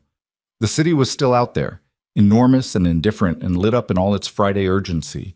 And in 4 weeks it would be the 15th, and he would drive to Boston, and he would stand in whatever room she was standing in, and he would be a man who had spent 4 months learning something he should have known before he ever said the words, "Nothing more." And it wouldn't be enough. He knew it wouldn't be enough. Not on its own. Not yet. But it would be something real. For the first time since she handed him an envelope on their anniversary, Raphael Moretti felt something in his chest that was not loss, not guilt, not the cold, familiar weight of a failure being inventoried. It was small.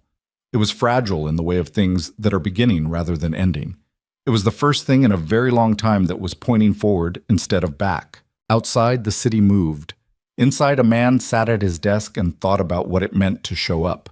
Not as a mafia boss, not as a husband on paper, not as someone with power and leverage and all the institutional architecture of a life built to control outcomes, but simply as a man who had finally, too late and not too late, begun to understand the difference between commanding a room and deserving to be in. The 15th arrived the way significant days usually do, without fanfare, without the weather cooperating with the occasion, without any of the atmospheric accommodation that the human need for meaning tends to project onto calendar dates.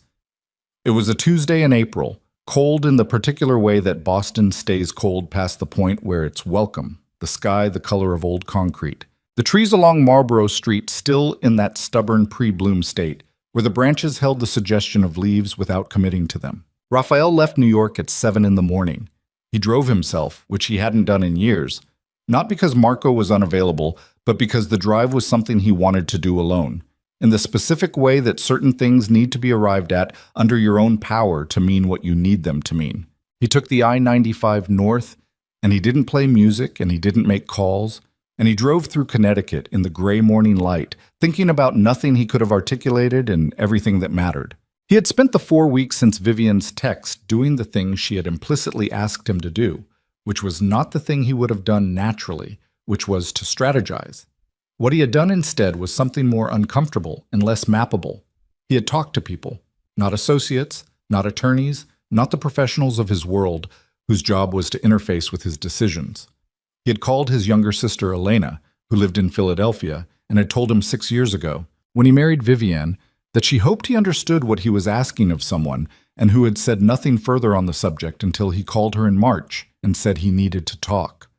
He had driven to Philadelphia on a Saturday and sat in her kitchen for 4 hours, and Elena, who was 43 and had 2 children and a husband, she had chosen carefully and a way of listening that reminded him now, painfully, of Vivian, had told him things he needed to hear in the way that only someone who has loved you your entire life can tell you things, which is without mercy and without cruelty, in the plain language of someone who has nothing to prove. He had also, quietly and without announcement, begun the process of extracting himself from certain parts of the organization. Not everything, that was the work of years, not months, and he wasn't going to pretend otherwise. But the parts that were the most exposed, the most indefensible, the parts that had always carried the weight of a choice he had made at 22 when he was too young to fully understand what he was choosing. He had called Gerald and had a conversation that Gerald described afterward, to no one, as the most surprising professional exchange of his career. He had begun a process that had no clean ending but had at least a direction. He didn't do these things for Vivian. That was important, and he was clear-eyed about it in the way that Elena had helped him be clear-eyed. Doing them for her would be another version of the same pattern, another way of making her the organizing principle of his choices rather than himself.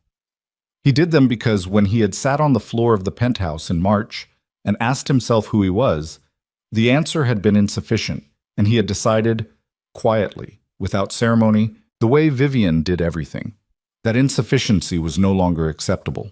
Whether she wanted anything to do with the man he was becoming was her decision. He had driven 4 hours to be available for that decision.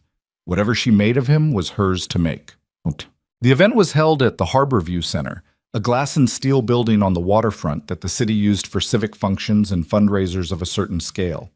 Vivian's foundation had organized the evening, an annual celebration of the legal aid organization's scholarship recipients, the women who had come through the program and gone on to pass the bar, to take cases, to become the practitioners of the work the organization existed to support. Raphael arrived at 6:40, 20 minutes before the program started. He stood in the lobby and felt, with considerable clarity, entirely out of his element. He was not in his element in rooms that ran on sincerity.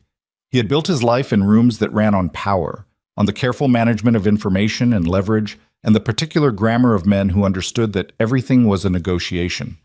This room ran on something different, and he was aware of the difference in his body, in the slight stiffness of someone who doesn't know the local customs. He saw Kim first, Vivian's executive director, who recognized him with an expression that cycled through several responses before landing on professional composure. She said, "Hello." He said, "Hello." The exchange was brief and honest in its awkwardness. Vivian came through a side door at 6:50, carrying a folder and talking to a young woman he didn't recognize, late 20s, dark hair, the animated expression of someone discussing something that mattered to her. He understood, from context and from the folder, and from the way Vivian was listening with that complete attending quality he now recognized as her, at full presence, that this was Adriana Reyes. He stayed where he was. He watched Vivian listen to the young attorney, watched her nod, watched her say something that made Adriana laugh briefly, and then settle into something more serious, some piece of counsel or reassurance, or both. He watched her be, for a few minutes, entirely herself in a room full of people she had built something with, and he felt the weight of the 4 weeks settle into something he couldn't quite name. Not regret exactly, because regret pointed backward, and what he was feeling pointed in a different direction. Something closer to understanding. The specific, arrived-at understanding of someone who has finally, through significant cost, learned to see clearly. She noticed him at 6:55. The room had been filling up and he was standing near the back, which was deliberate, and she was scanning the room the way event organizers scan rooms, cataloging attendance, checking against some internal list. Her eyes found him and stopped. She looked at him for a moment. He looked back. Across the room, through the movement of people and the ambient noise of a gathering, that was all. A look. He didn't move toward her. He had told her he would show up. He had shown up. The rest was hers. She held his gaze for a moment longer, then looked back to Adriana and finished her conversation. She walked toward him when it ended. She stopped 2 feet away. She was wearing something dark, simple, the same quality of understatement she always chose. She looked tired in the way of someone who had been through something significant and was on the functional side of it but hadn't fully rested yet. She also looked more herself than he had ever seen her look in 3 years of being her husband, and the coexistence of those two things, the tiredness and the selfhood, was something he sat with without trying to resolve. "You're here," she said. "I said I would be." She nodded, not acknowledging the statement, processing it. "How long have you been standing in the back?" "About 15 minutes. "You could have found me." "You were working." She looked at him. Something in the look shifted, not softening, but changing texture, recalibrating. "You drove yourself?" "Yes." "No Marco?" "No." She was quiet for a moment. "The program starts in 5 minutes," she said. "There's a seat at the back table if you want to stay." "I'd like to stay." She nodded again. She looked like she was going to say something else, then didn't, and walked back toward the front of the room, and he went to the back table and sat down. Book. The program lasted 90 minutes. Raphael sat through all of it. He was not a man who sat through programs. Events in his world were either working situations, rooms you moved through, conversations you extracted value from, appearances you made and departed, or they were obligations you endured. He sat through 90 minutes of this one, and it was neither of those things. And the reason was the content, which he had not anticipated finding arresting, and did. 7 women spoke. They were the scholarship recipients from the last 3 years, attorneys now, or nearly attorneys, working in housing law and immigration and domestic violence advocacy and a dozen other areas that he had always understood existed abstractly and now understood differently, listening to the specific details of specific cases in the voices of the women who had carried them. One of them had represented 43 families facing wrongful eviction in a single building in Dorchester over the course of 18 months. One of them had spent a year working a single immigration case that had eventually, in her words, not failed, which she explained was the way you described success in immigration work when the bar was set by what was actually at stake. Adriana Reyes spoke last. She was 26 years old and had been practicing for 8 months, and she spoke without notes and without performance, in the direct, unsentimental way of someone who had looked at difficult things directly and found they did not require ornamentation. She talked about the Providence case, carefully, without specific details that were still legally sensitive, but with enough to convey what it had been. She talked about the moment when she had understood that the case was being targeted. She talked about what it had felt like to have the organization stand behind her, to have the founding board member fly to Providence twice during the critical weeks, to have legal support and institutional backing, and the particular security of knowing that someone had built something capable of protecting the people inside it. She said, toward the end, something that Raphael would carry out of that room and not put down. The work doesn't protect itself. It needs people who decide over and over that protecting it is worth the cost. I used to think that was idealism. I've learned it's just a choice. You make it or you don't. The room was quiet for a moment after she stopped. Then it wasn't. Raphael sat at the back table and looked at his hands and thought about the choice. The specific, repeatable, undramatic choice that Vivian had been making for years in the margins of a life he had occupied the center of without recognizing what was happening around him. The formal program ended at 8:30, and the room shifted into the reception configuration, people moving and gathering, and the ambient noise rising to the comfortable level of a crowd at ease with itself. Raphael stayed at the back table. He was not, in this room, someone with natural social traction. He was an outsider here in the most complete sense, unknown to everyone, carrying a history that had nothing to do with what these people had built together. He sat with that and didn't reach for a way to manage it. Vivienne found him at 9. The room had thinned somewhat, the earlier energy settling into the longer conversations of people who were still there because they wanted to be. She sat down across from him, not beside him, across, which maintained a geometry of distance she apparently still needed and which he respected without comment. She had a glass of water. She set it on the table. She looked at him with the direct quality that was, he understood now, simply how she looked at things. Not confrontationally, but completely, without the partial attention that characterized most human looking. "Adriana's good," he said. "She's exceptional," Vivian said. "She doesn't know it yet. She will." He nodded, a silence that was not uncomfortable exactly, but that had weight in it, the weight of things waiting to be said that neither of them was rushing toward. "Doyle took a plea," she said. "Gerald probably told you." "He told me." Prescott's facing federal charges. The 2 prior cases Stein found, both individuals came forward once Hartwell's office contacted them. She looked at her water glass. "I didn't know about the prior cases when I agreed to wear the wire. Hartwell told me afterward.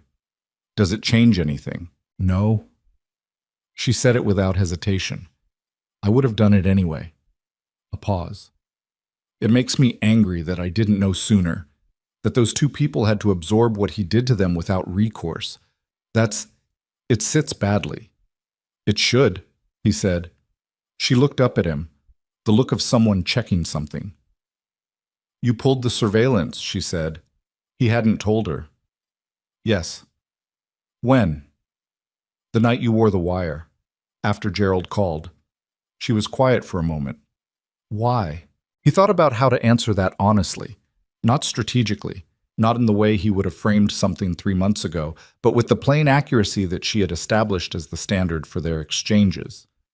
"Because you didn't need it," he said, "and because maintaining it after you'd told me your terms was the old version of the thing, making decisions about your safety without your consent. I was done with that." She looked at him for a long time. The room moved around them. Someone laughed at a table nearby. "The organization in New York," she said. "The extraction Gerald mentioned." He had not expected this. Not yet. "You know about that?" "Gerald and Hartwell have been in contact. Hartwell mentioned it.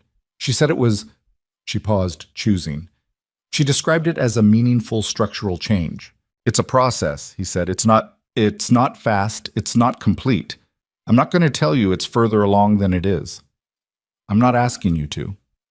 It started because of what I saw in 43 pages, he said, not because of what I was hoping for.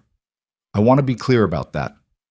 She tilted her head slightly, the gesture of someone giving a statement full consideration before responding to it. "Elena called me," she said. That landed. He hadn't known. "When?" 2 weeks ago.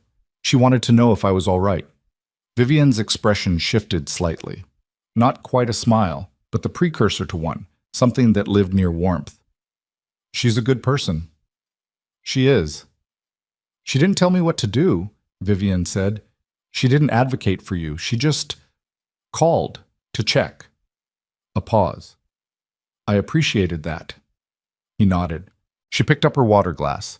She looked at it, not at him, and he had the sense of someone approaching something carefully, not because they were afraid of it, but because they wanted to get to it accurately. "I've thought about what you said in my apartment," she said, "about the 43 pages, about not knowing." She set the glass down.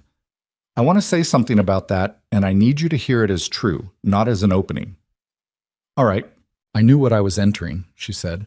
"I was 29 years old, and I was not naive, and I understood the terms of the arrangement, and I accepted them. What I didn't understand, what I failed to account for, was that I would want it to be real.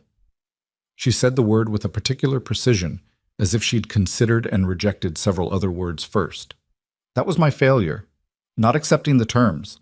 Wanting something that wasn't on offer and not addressing it directly for 3 years. He opened his mouth. "Let me finish," she said. Not unkindly, the way she said everything, clear and without performance. He closed his mouth. "I made myself invisible," she said. "Not only you. I did it too. I kept the foundation work separate, kept the advocacy separate, kept the parts of myself that were most real separate, because I had decided, Deacon, somewhere in the first year, that you wouldn't value them. I decided that before I tested it. And then I spent 2 more years confirming the assumption by never challenging it." She looked at him directly. "That's not an absolution.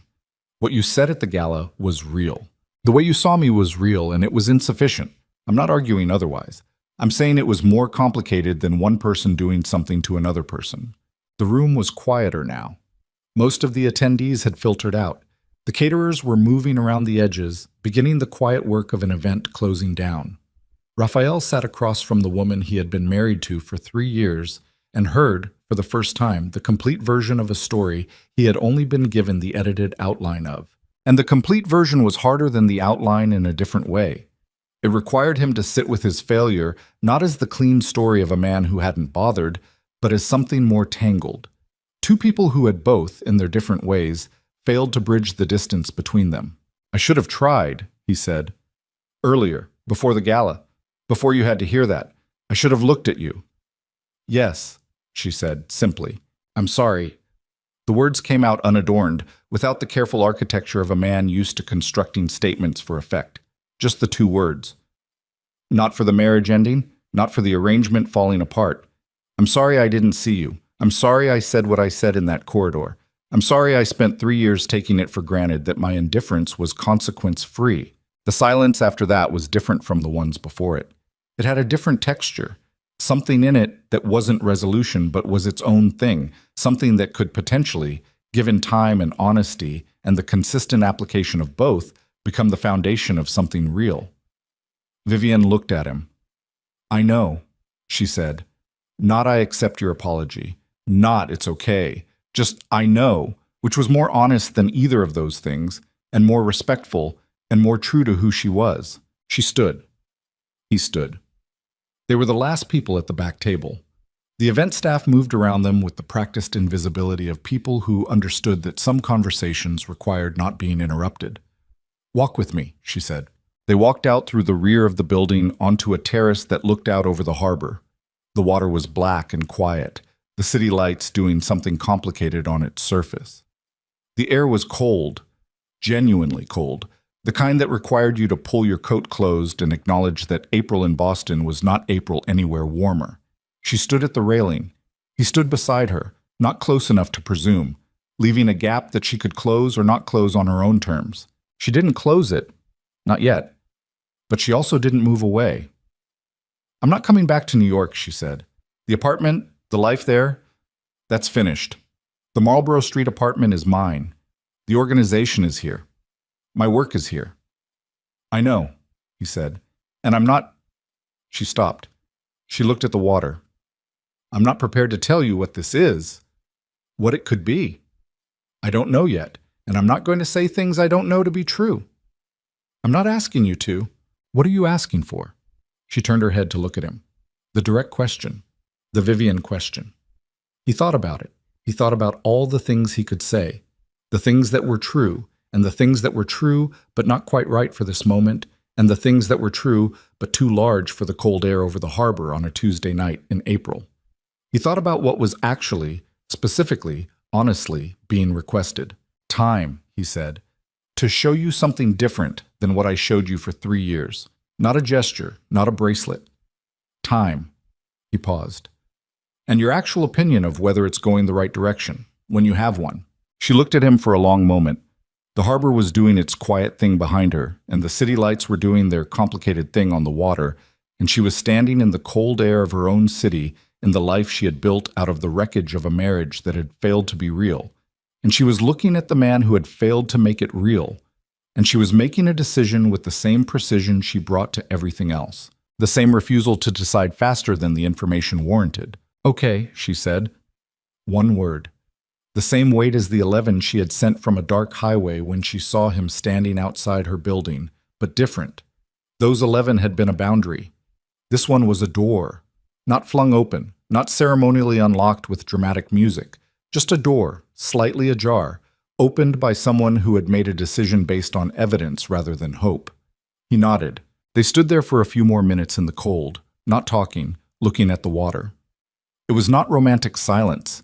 It was something more modest and more durable than that. The silence of two people who had been through something real and were standing on the other side of it, assessing the territory.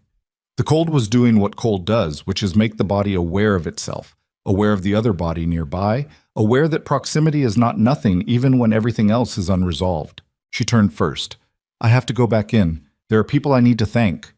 "Go," he said. She took 2 steps toward the door and stopped. She looked back at him. The look lasted only a moment, not searching, not evaluating, just present, the way she looked at things, completely. "You drove yourself," she said. "Yes." "Drive safe going back." "I will." She went inside. He stood at the railing for a moment longer, looking at the harbor, at the city lights making their imperfect reflections on the dark water. He breathed the cold air in and let it out slowly. His hands were in his coat pockets. His chest felt, for the first time in a very long time, like it had the correct amount of room in it. Not full, not resolved, but not compressed by the accumulated weight of everything he had been carrying for months, for years, for the 20 years of building a version of himself that had turned out to be insufficient for the things that mattered. He stayed until the terrace lights timed out, and the building behind him was mostly dark. Then he walked back through the building and out the front, and he got in his car and he sat in it for a moment before starting it. He thought about what she had said at the table. I knew what I was entering, the honesty of it, the way she had declined the easier version of the story, the version where he was simply the person who had done something to her, and had insisted on the more complex and more true version, the one that required her to account for her own choices as well as his. That was not something he had expected. He had been prepared for the version of this conversation where he accepted everything and she remained in the position of the wronged party, which was accurate but incomplete, and she had refused the incompleteness because she was someone who operated incompleteness even when the incomplete version would have been easier and more satisfying. He started the car. He pulled out of the parking structure and onto the street and began the drive back to New York. He drove through the city and then out of it, the highway opening up, the dark of the Massachusetts landscape replacing the lit density of Boston. Somewhere in his chest, beneath the exhaustion of the last 4 months and the cold, and the specific complicated feeling of a conversation that had ended without ending, somewhere under all of that, was the small forward-pointing thing he had felt in his office the night she texted. It was still there, larger now and less fragile, and more like what it actually was, which was not hope, in the soft sense of the word, but hope in the harder sense. The specific decision to believe that the work was worth doing, made not because the outcome was guaranteed, but because the alternative of not trying, of not showing up, of remaining the man he had been for 3 years of someone's life, was no longer acceptable. The highway ran north to south, and he drove it southward, toward New York, toward the organization in the process of changing, toward Elena, who would want to know how it went, toward Gerald, who had 15 years of history with him and was navigating the new shape of things with a professionalism that bordered on the heroic, toward the penthouse that still had the drawer with the bracelet in it, and the empty space where her books had been and the white orchids he kept replacing because he had never stopped the standing order and had not yet decided what it meant that he hadn't. At some point, somewhere around Providence, the city that had been at the center of everything, that had been the reason Doyle had moved and Prescott had planted, and Adriana Reyes had spent 8 months carrying something heavier than an attorney, 8 months out of school should have had to carry. He understood something he had been circling for months without landing on. The empire was still standing. The organization, the territory, the infrastructure of everything he had spent 20 years building. It was still there, still running, still generating the kind of power that made rooms accommodate themselves to him when he walked in. That wasn't going to vanish overnight, and he was not going to pretend it would. But it was no longer the point. It had stopped being the point, And the strange thing, the thing he hadn't expected, was that its stopping being the point had not made him feel diminished. It had made him feel something else, something he was still finding words for, something in the territory of what Adriana Reyes had called it when she stood at the front of a room in a Harborview building and described making a choice over and over without ceremony. He drove into New York in the early hours of the morning.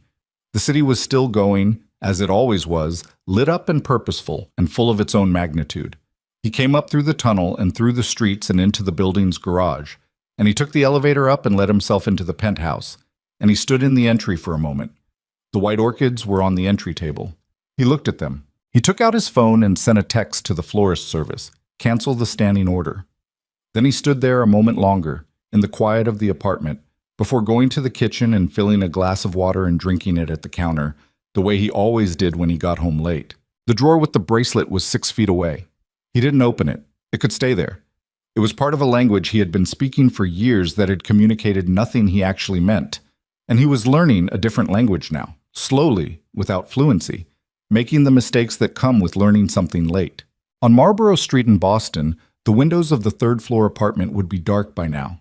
She would be home, and the event would be over, and she would be in the particular quiet of someone who had spent real energy on something real and could now rest. He did not text her.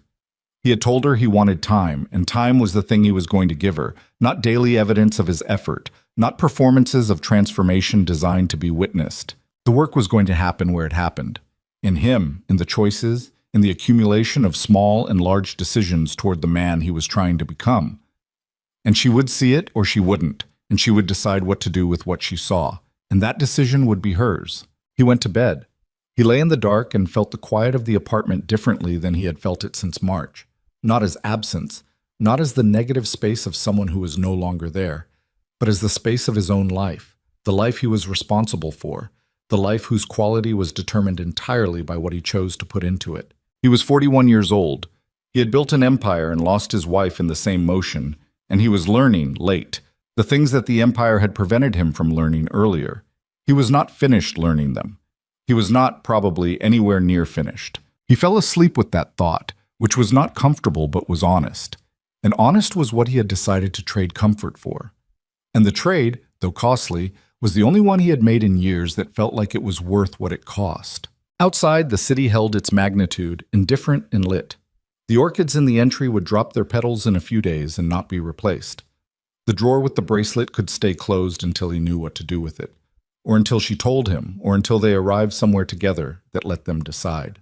On Marlborough Street, the windows were dark and the apartment was quiet, and Vivian Ashcroft was asleep in the life she had built with her own hands, and it was enough, more than enough, it was hers. And whatever came next would come next on terms she had negotiated herself, in the direct and unsentimental and completely alive way she did everything. They were not where they had been. They were not yet where they were going. They were somewhere in between, which is where most real things live. Not in the dramatic moments of departure or arrival, but in the long, unglamorous, necessary middle of becoming. That was enough, for now. It would have to be. And for the first time in a very long time, for both of them, it was.